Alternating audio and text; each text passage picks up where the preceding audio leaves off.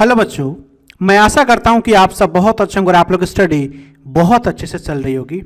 बच्चों, आज के इस वीडियो में हम डिस्कस करेंगे कोऑर्डिनेशन कंपाउंड उप सहसंयोजन यौगिक का पार्ट नंबर 7। इंटरेस्टिंग टॉपिक आज के वीडियो में हम डिस्कस करेंगे। बच्चों, आज के वीडियो में हम देखेंगे जो आपके उप सहसंयोजन यौगिक है कोऑर्डिनेशन कंपाउंड में, ये जो समावयवता जो होता है, समावयवता, इसके बारे में हम डिस्कस करेंगे। आइसोमेरिज्म के बारे में डिस्कस करेंगे। आई होप आप वीडियो नंबर 1 से लेकर के और वीडियो नंबर 6 तक के लेक्चर को आप अच्छे से इंजॉय किए होंगे और अच्छे से रिवीजन करने के बाद ही आप पार्ट नंबर 7 जो है इस वीडियो लेक्चर का आप इंजॉय करेंगे। ठीक है बच्चों, तो आइए शुरू करते हैं फिर आज का इंपॉर्टेंट वीडियो। इस वीडियो में हम लोग क्या क्या डिस्कस करेंगे, समावयवता क्या होता है, आइसोमेरिज्म क्या होता है, इसका एक थोड़ा सा एक ब्रीफ इंट्रोडक्शन देखेंगे। उसके बाद से जो आपके कोऑर्डिनेशन कंपाउंड में जो आपके समावयवता जो पाए जाते हैं वो मुख्यतः आपके दो टाइप्स के होते हैं। फर्स्ट आपका होता है संरचनात्मक समावयवता, जिसको हम स्ट्रक्चरल आइसोमेरिज्म कहते हैं। सेकेंड हम डिस्कस करेंगे जो है स्टीरियो आइसोमेरिज्म, जिसको हम त्रिविम समावयवता कहते हैं। ठीक है बच्चों, लेकिन इस पर्टिकुलर वीडियो में हम लोग केवल फोकस करेंगे संरचनात्मक समावयवता, स्ट्रक्चरल आइसोमेरिज्म के बारे में। ठीक है बच्चों, इसके जो आपके 4 टाइप जो होते हैं, फर्स्ट है आपका बंधनी समावयवता, जिसको हम लिंकेज आइसोमेरिज्म कहते हैं। सेकेंड है आपका उप सहसंयोजन समावयवता, जिसको हम कोऑर्डिनेशन आइसोमेरिज्म कहते हैं। थर्ड है आपका आयनन समावयवता, जिसको हम आयोनाइजेशन आइसोमेरिज्म कहते हैं। फोर्थ है आपका विलायक योजन समावयवता, जिसको हम हाइड्रेट आइसोमेरिज्म कहते हैं या सॉल्वेट आइसोमेरिज्म के नाम से जानते हैं। ठीक है बच्चों, तो आइए 1 बाय 1 डिस्कस करते हैं।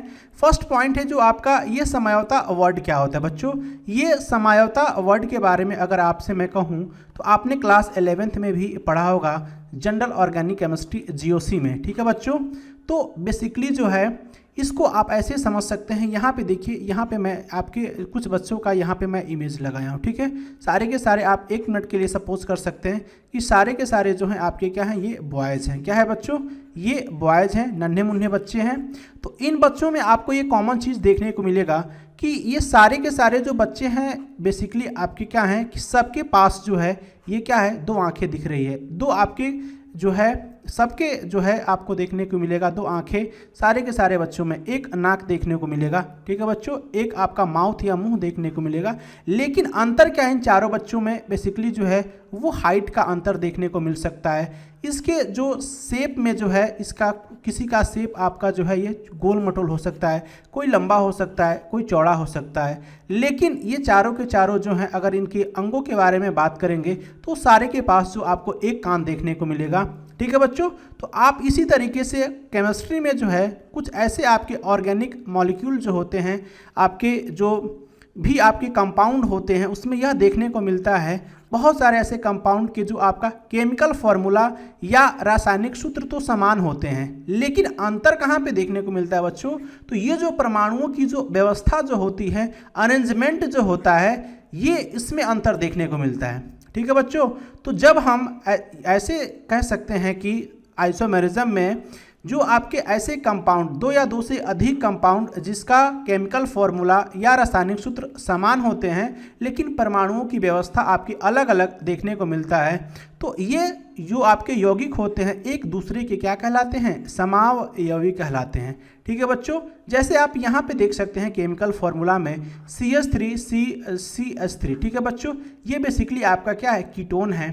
और ये आपका जो है ये यहाँ पे देखिए, ये है आपका एल्डिहाइड ग्रुप, यहाँ पे CHO लगा हुआ है। ठीक है, और यहाँ पे कीटोन ग्रुप है, लेकिन यहाँ पे तो ग्रुप अलग है। लेकिन अगर आप ये कार्बन, हाइड्रोजन एंड ऑक्सीजन की संख्या आप देखोगे तो सारे के सारे जो है आपको सेम देखने को मिलेगा। यहाँ पे देखिए कार्बन की संख्या 1 2 3, कितने कार्बन है इसमें, 3 कार्बन है। हाइड्रोजन कितने हैं इसमें, 3 हाइड्रोजन यहाँ पे, 3 हाइड्रोजन यहाँ पे, तो हाइड्रोजन कितने देखने को मिलेंगे, 6।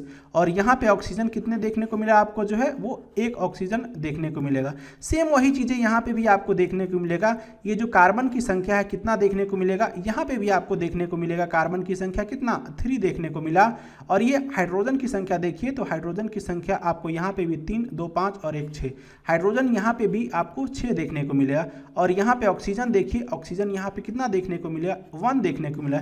इट मीन्स ये दोनों का जो आपका ये फॉर्मूला जो है दोनों ही कंपाउंड का सेम है, लेकिन अंतर कहाँ देखने को मिला? तो बच्चों ये बॉन्डिंग में अंतर है। यहाँ पे डबल बॉन्ड देखिए, यहाँ पे ऐसे आपका ये कीटोन ग्रुप है बेसिकली, और यहाँ पे आपका जो है एल्डिहाइड ग्रुप देखने को मिलता है। ठीक है बच्चों, तो ये चीज़ें जो आप देख पा रहे हैं यहाँ पे, ये एक दूसरे के क्या होंगे? एक दूसरे के ये समावयवी होंगे। ठीक है, और ये जो गुण जो होता है इस यौगिकों में, इस प्रकार के गुण को पाए जाने की जो आपका ये गुण है, इसी गुण को हम क्या कहते हैं? समावयवता कहते हैं। क्या कहते हैं बच्चों? समावयवता कहते हैं। इसको इंग्लिश में आइसोमेरिज्म कहते हैं। क्या कहते हैं बच्चों? आइसोमेरिज्म कहते हैं। ठीक है बच्चों, आई होप आपको ये समावयवता का मतलब बहुत अच्छे से समझ में आया होगा। ठीक है बच्चों, अगर हम कोऑर्डिनेशन कंपाउंड की बात करें तो दो प्रकार की जो है आपको देखने को मिलेगा आइसोमेरिज्म कोऑर्डिनेशन कंपाउंड में। फर्स्ट आपका जो है वो संरचनात्मक समावयवता, या जिसको हम स्ट्रक्चरल आइसोमेरिज्म के नाम से जानते हैं। ठीक है बच्चों, जैसे कि ये नाम से ही क्लियर हो रहा है कि इस प्रकार के जो आपके आइसोमेरिज्म जो होंगे ना, इसमें कहाँ अंतर देखने को मिलेगा बच्चों? तो जो आपके जो समावयवी जो होंगे, जो आपके दो आपके कोऑर्डिनेशन जो कॉम्प्लेक्सेज हैं, जो आपके उप सहसंयोजन, जो आपके संकुल जो होंगे, इसमें अंतर देखने को मिलेगा। किसमें अंतर देखने को मिलेगा बच्चों? तो संरचना में अंतर देखने को मिलेगा। ठीक है बच्चों, उसमें जो आबंध जो होंगे, जो बॉन्ड बनेंगे जो इन दोनों समावयवी यौगिकों में, वो आपको अंतर देखने को मिलेगा। ठीक है बच्चों, लेकिन क्या सेम रहेगा? सूत्र दोनों के दोनों ही आपके क्या होगा? सेम देखने को मिलेगा। सिर्फ और सिर्फ अंतर कहाँ देखने को मिलेगा? संरचना में अंतर देखने को मिलेगा। तो इस प्रकार के आइसोमेरिज्म को हम क्या कहेंगे? स्ट्रक्चरल आइसोमेरिज्म या संरचनात्मक समावयवता कहेंगे। ठीक है बच्चों, ये कितने प्रकार के होते हैं? तो ये आपके 4 प्रकार के होते हैं। ठीक है, बंधनी समावयवता, उप सहसंयोजन समावयवता, आयनन समावयवता और विलायक संयोजन समावयवता। ठीक है बच्चों, और अगर हम बात करें, इसको हम डिटेल में डिस्कस करेंगे इसी जो है 1 बाय 1 करके, इन बंधनी को, बंधनी समावयवता, उप सहसंयोजन, आयनन और विलायक संयोजन को। लेकिन ये जो सेकेंड पार्ट है बच्चों, इसको हम नेक्स्ट वीडियो में डिस्कस कर लेंगे। ठीक है, ये है आपका स्टीरियो आइसोमेरिज्म, जिसको हम क्या कहते हैं? त्रिविमीय समावयवता। यहाँ पे क्या होता है बच्चों कि इस प्रकार के, बस केवल आप एक ओवरव्यू जान लीजिए कि इस प्रकार के आइसोमेरिज्म में क्या होता है कि जो आपके एटम्स जो होंगे, परमाणु जो होंगे, उनकी जो अरेंजमेंट जो होता है, स्पेशल अरेंजमेंट जो होता है ना, वो किस तरीके से व्यवस्थित जो होते हैं। जैसे आपका सेंट्रल मेटल आपका ये है। ठीक है, सेंट्रल मेटल में आपके जो है सेंट्रल मेटल है, इसके चारों ओर जो लिगैंड जो लगे होंगे ना, इसमें जो है इसका स्पेशल जो अरेंजमेंट जो है, दिक् स्थान जो व्यवस्थाएं हैं, बैठने का व्यवस्थाएं जो होती है ना बच्चों, जो केंद्रीय परमाणु के आसपास जो इनके जो लिगैंड जो होंगे ना, इनकी जो बैठने की व्यवस्था जो होगी, आप कह सकते हैं कि वो अलग अलग होती है। ठीक है बच्चों, तो इस प्रकार के आइसोमेरिज्म को हम त्रिविमीय समावयवता या स्टीरियो आइसोमेरिज्म कहते हैं। ये आपके 2 टाइप्स के होते हैं, ज्यामितीय समावयवता जिसको हम ज्योमेट्रिकल आइसोमेरिज्म कहेंगे, और ये आपका जो होता है ध्रुवण समावयवता जिसको हम ऑप्टिकल आइसोमेरिज्म कहेंगे। ठीक है बच्चों, तो इन दोनों ही पॉइंट को हम लोग नेक्स्ट वीडियो में कवर कर लेंगे, लेकिन इस वीडियो में हम लोग फोकस करेंगे इन चारों ही पॉइंट पे। ठीक है बच्चों, तो आइए डिस्कस करते हैं। फर्स्ट है हमारा जो बंधनी समावयवता। लिंकेज आइसोमेरिज्म को बेसिकली आपको समझना है बच्चों, बहुत ही सिंपल है इसको समझना। जैसा कि नाम से ही क्लियर हो रहा है, यहाँ पे लिंकेज की बात हो रही है, बंधन की बात हो रही है। बेसिकली इस प्रकार के जो आइसोमेरिज्म जो होते हैं, आपको ध्यान रखना है, बहुत इंपॉर्टेंट है आपके एग्जाम्स के लिए। जितने भी आपके एम्बीडेंटेड जो लिगैंड होते हैं ना, इस प्रकार के जो आइसोमेरिज्म को ये शो करते हैं। एम्बीडेंटेड मीन्स इसको हिंदी में क्या कहते हैं? उभयधंती जो आपके ये लिगैंड जो होते हैं, ये इसका निर्माण करते हैं लिंकेज आइसोमेरिज्म का।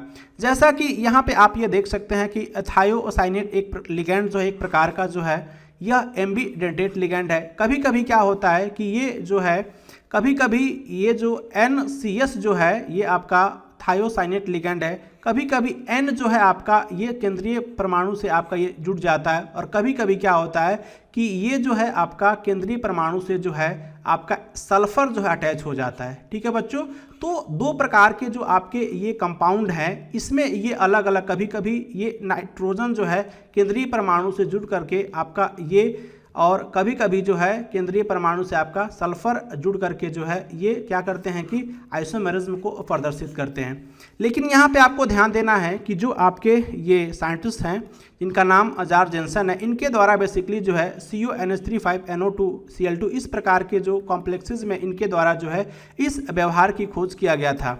बंधनी समझौता के बारे में। इनके द्वारा जो है NO2 लिगैंड को जो है एग्जाम्पल में रख करके जो है ये एक प्रकार का जो है एम्बिडेंटेट लिगैंड होता है और इसी को जो है आधार मान करके जो है इनके द्वारा जो है ये लिंकेज आइसोमेरिज्म को ऑब्जर्व किया गया था। यहाँ पे देखिए जो आपके केंद्रीय धातु परमाणु है, यहाँ पे NO2 है, ये आपका क्या एक लिगैंड है। यहाँ से केंद्रीय धातु परमाणु जो है नाइट्रोजन के द्वारा ये आपका कोबाल्ट यहाँ पे क्या है अटैच है। लेकिन सेम आप देखिएगा यहाँ पे आपको जो है केंद्रीय धातु परमाणु से कौन सा आपका अटैच देखने को मिलेगा, तो ऑक्सीजन आपका ये अटैच देखने को मिलेगा। बस यही आपको ध्यान करना है, यही नोटिस करना है बच्चों।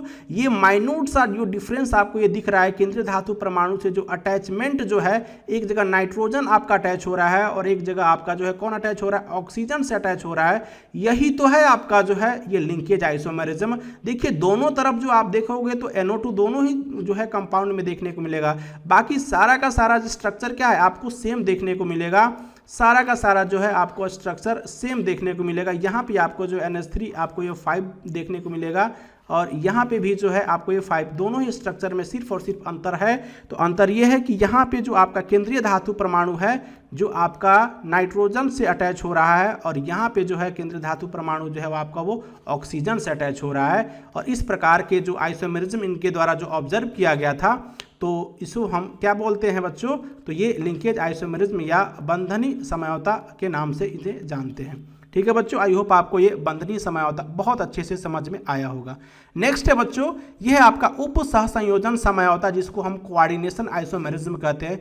बच्चों ये कोऑर्डिनेशन आइसोमेरिज्म समझना जैसे कि ये भी बहुत आसान है, नाम पे आप फोकस कीजिए बच्चों। उप सहसंयोजन, यहाँ पे कॉम्प्लेक्सेस के बीच में ही आपको ये समझौता देखने को मिलेगा। अब यहाँ पे देखिए कि आपका क्या है कि एक कॉम्प्लेक्स है CONH3 और ये हमारा एक सेकेंड कॉम्प्लेक्स है CrCN6। तो यहाँ पे देखिए लिगेंड का क्या हो रहा है बच्चों की एक्सचेंज हो जा रहा है। क्या हो रहा है, लिगेंड का एक्सचेंज हो रहा है। इसके जो समयावी यहाँ पे देखिए इस क्रोमियम के साथ जो है यहाँ पे कौन अटैच है, CN या साइनाइड लिगेंड अटैच है। लेकिन यहाँ पे कौन सा आपका इस क्रोमियम के साथ कौन सा लिगेंड अटैच हो गया, ये क्रोमियम के साथ आपका ये एमीन लिगेंड अटैच हो गया। ठीक है बच्चों, और यहाँ पे कोबाल्ट के साथ आपका जो है ये NH3 लिगैंड था। लेकिन यहाँ पे देखिए इसके समायोगी में कौन अटैच हो गया, आपका ये CN6 या साइनाइड लिगैंड अटैच हो गया। तो आपको यही तो समझना है, बाकी सब चीज़ सेम है। लेकिन कॉम्प्लेक्सेस के अंदर जो आपके इस कॉम्प्लेक्सेस के लिगैंड दूसरे कॉम्प्लेक्सेस के लिगैंड में क्या होते हैं कि एक्सचेंज हो जाते हैं। तो इस प्रकार के जो है आपके जो लिगैंड के जो एक्सचेंज से जो आपका अंतर परिवर्तन से जो आपका ये समझौता उत्पन्न होता है, इसी को हम क्या कहते हैं बच्चों, ये उप सहसंयोजन समझौता या कोऑर्डिनेशन आइसोमेरिज्म के नाम से जानते हैं। ठीक है बच्चों, आई होप आपको अच्छे से ये समझ में आया होगा। नेक्स्ट है हमारा आयनन समझौता जिसको हम आयोनाइजेशन आइसोमेरिज्म कहते हैं। यहाँ पे क्या होगा बच्चे, यहाँ पे आयन बनेगा, यहाँ पे क्या बनेगा, आयन बनेगा। और यहाँ पे एक वर्ड मैं आपको समझा दूं, ये जो आपका काउंटर आयन जिसको हम प्रति आयन कहते हैं, यह क्या होगा, कभी कभी जो है आपको देखने को मिलेगा ये जो काउंटर आयन है कभी कभी ये लिगैंड की तरीके से व्यवहार करता है। यहाँ पे देखिए, यहाँ पे आपका ये Br ये जो है क्या है, ये आपका जो है काउंटर आयन की तरीके से काम कर रहा है। लेकिन इसमें आप देखिएगा इस कॉम्प्लेक्सेस में तो ये आपका जो है ये लिगैंड की तरीके से काम कर रहा है। तो बच्चों यहाँ पे कभी कभी क्या होता है कि ये काउंटर आयन जो होगा आपका, ये जो प्रति आयन जो है स्वयं एक संभावित लिगैंड हो जाता है और ये क्या करता है दूसरे लिगैंड को यहाँ से प्रतिस्थापित करके जो है एक जो है समझौता को उत्पन्न करता है। तो इस प्रकार के जो समझौता उत्पन्न जो होता है उसको हम क्या कहते हैं बच्चों, आयनन समझौता या आयोनाइजेशन आइसोमेरिज्म के नाम से जानते हैं। उदाहरण पे आपको बहुत अच्छे से फोकस करना है। यहाँ पे देखिए बच्चों, यहाँ पे क्या है हमारा ये SO4 ये सल्फेट है और यहाँ पे भी बच्चों आपको यह ध्यान रखना कि ये भी आपका ये सल्फेट। तो यहाँ पे क्या है, सल्फेट जो है हमारा ये काउंटर आयन है। लेकिन यहाँ पे ये सल्फेट अंदर चला गया तो अंदर ये लिगैंड के जैसे से व्यवहार करने लगा। और ये देखिए ये जो आपका ये ब्रोमो जो है ये क्या है आपका, ये बाहर है, जो कोऑर्डिनेशन स्फीयर के बाहर है, ये यहाँ पे इसमें ये काउंटर आयन की तरीके से काम कर रहा है। लेकिन इस स्ट्रक्चर में देखिए ये जो है आपका लिगैंड की तरीके से काम करने लगा। ठीक है बच्चों, तो सब कुछ आपको सेम देखने को मिलेगा, सब कुछ आपको ये सेम देखने को मिलेगा। इसका भी फॉर्मूला और इसका भी फॉर्मूला, दोनों का फॉर्मूला जो है वो सेम है। लेकिन सिर्फ और सिर्फ हमें अंतर कहाँ देखने को मिला, तो जो आपके काउंटर आयन है वो लिगैंड के तरीके से काम करने लगे और यही आपके लिगैंड जो इसमें काउंटर आयन की तरीके से काम करे और क्या उत्पन्न हो गया, ये जो है समझौता उत्पन्न हो गया। इस प्रकार के जो समझौता उत्पन्न होता है जिसको हम क्या कहते हैं बच्चों, आयोनाइजेशन आइसोमेरिज्म कहते हैं। ठीक है बच्चों। और नेक्स्ट है आपका जो कह सकते हैं कि विलायक योजन समझौता, जिसको हम हाइड्रेट या सॉल्वेट आइसोमेरिज्म कहते हैं। बच्चों ये तो नाम से और क्लियर हो रहा है, यहाँ पे कहीं ना कहीं ये विलायक की बात हो रही है और जल की बात हो रही है, हाइड्रेट की बात हो रही है, तो एक्वा लिगेंड पे ही आपका सारा का सारा ये खेल है बच्चों। ये जो विलायक योजन समझौता जो है, अगर आपने देख लिया कि जो आपका एक्वा लिगेंड है, एक्वा लिगेंड के ही जो है कोई भी अगर इसमें जो समझौता देखने को मिलेगा, इस प्रकार के समझौता में एक्वा लिगेंड का एक्सचेंज देखने को मिलता है बच्चों। नंबर तो आपके सेम रहेंगे, लेकिन इसमें जो है आपको एक्सचेंज जो आपके नंबर जो होंगे, वो जो इसका जो जगह जो होगा एक्वा लिगेंड का, वो आपका जो है वो शिफ्ट होता हुआ नजर आएगा। ठीक है बच्चों। और कभी कभी ये क्या होगा कि आपका क्रिस्टल जालक में आपका ये मुक्त रूप में आपका ये क्या होगा कि आपका ये विद्यमान होगा, कौन, आपका ये H2O एक्वा। ठीक है बच्चों। तो इस प्रकार के जो आपके जो कोऑर्डिनेशन में जो हमें यह देखने को मिलेगा समझौता, इसको हम क्या कहेंगे, विलायक योजन समझौता या हाइड्रेट आइसोमेरिज्म कहते हैं। जैसे को इसको हम बहुत अच्छे से यहाँ पे आप देख सकते हैं, जैसे कि CrH2O6Cl3, यहाँ पे भी देखिए, यहाँ पे भी जो आपका एक्वा लिगेंड है, यहाँ भी एक्वा लिगेंड की संख्या कितनी है बच्चों, तो यहाँ पे एक्वा लिगेंड की भी संख्या कितनी है, यहाँ पे 6 है और यहाँ पे भी 6 है। लेकिन अंतर क्या है, ये आपके जो है ये कोऑर्डिनेशन जो आपका स्फीयर है उसके अंदर आपके ये एक्वा लिगेंड देखने को मिलता है, लेकिन यहाँ पे एक्वा लिगेंड क्या है बच्चों, यहाँ पे है, ये बाहर देखने को मिल रहा है और ये क्रिस्टल जालक के रूप में जो है आपका ये वर्क कर रहा है, कौन, आपका H2O. ठीक है बच्चों। ये आपको समझना है कि क्रिस्टल जालक के रूप में आपका ये विद्यमान है। तो इस प्रकार के जो आपके जो समझौता जो होते हैं उसको हम क्या कहेंगे, विलायक योजन समझौता कहेंगे। लेकिन ये बच्चों यहाँ पे आपको सावधान हो जाना है कि ये जो आपका ये जो यहाँ पे भी तो आपके देखिए यहाँ पे 3H2 है और यहाँ पे 3H2, यहाँ पे भी तो 6H2 है, लेकिन यहाँ पे देखिए यहाँ पे ये जो वाटर जो है ना H2O जो है आपका क्रिस्टल जालक के में आपका ये विद्यमान नहीं है। ठीक है। ये क्रिस्टल जालक में जो आपका मुक्त रूप से विद्यमान नहीं है यहाँ पे, कौन, H2O। इसलिए जो है हमारा ये तीसरा जो स्ट्रक्चर है, ये तीसरा स्ट्रक्चर जो है इसमें आपका ये हाइड्रेट आइसोमेरिज्म या सॉल्वेट आइसोमेरिज्म या इसको हम विलायक योजन समझौता, इसमें आपको यह देखने को नहीं मिलेगा। बाकी ये दोनों में आपको ये देखने को मिलेगा, क्योंकि यहाँ पे क्या हो रहा है कि यहाँ पे जो H2O है ये आपका क्रिस्टल जालक में आपका ये मुक्त रूप से क्या है, विद्यमान है। ठीक है बच्चों। तो आई होप आपको ये अच्छे से समझ में आया होगा। तो यहाँ पे देखिए क्वेश्चन भी है जो आपके बोर्ड एग्जाम में पूछा गया है, इनमें से कौन आपका लिंकेज समझौता प्रदर्शित नहीं कर सकता है, नहीं कर सकता है बच्चों। तो कौन आपका ये लिंकेज आइसोमेरिज्म में ये प्रदर्शित करता है लिंकेज समझौता, तो आपके जो एम्बीडेंटेड लिगैंड जो होते हैं, उभयदंती लिगैंड शो करते हैं। तो NO2 के बारे में भी डिस्कस किए हैं, ये आपके उभयदंतु लिगैंड है तो ये तो शो करेगा ही, प्रदर्शित करेगा ही। SCN ये भी आपका जो है ये भी आपका उभयदंतु, ये भी लिगैंड ये भी शो करेगा, ये भी साइनाइड भी शो करता है, लेकिन ये आपका एमीन जो है यह आपका जो है लिंकेज आइसोमेरिज्म को प्रदर्शित नहीं करेगा। ठीक है बच्चों। तो साथ के साथ आपको क्वेश्चन भी देखना है, इस टॉपिक से आपके जो है ये बोर्ड एग्जाम में ये क्वेश्चन पूछा गया था। ठीक है बच्चों। तो मिलेंगे आपसे, बोल सकते हैं कि नेक्स्ट वीडियो में। इसी के साथ आपका ये पार्ट 7 कंप्लीट होता है। आई होप आप जो है 1 to 7 लेक्चर को अच्छे से एंजॉय करने के बाद ही आप लेक्चर नंबर 8 को जो अच्छे से आप देखिएगा। ठीक है बच्चों।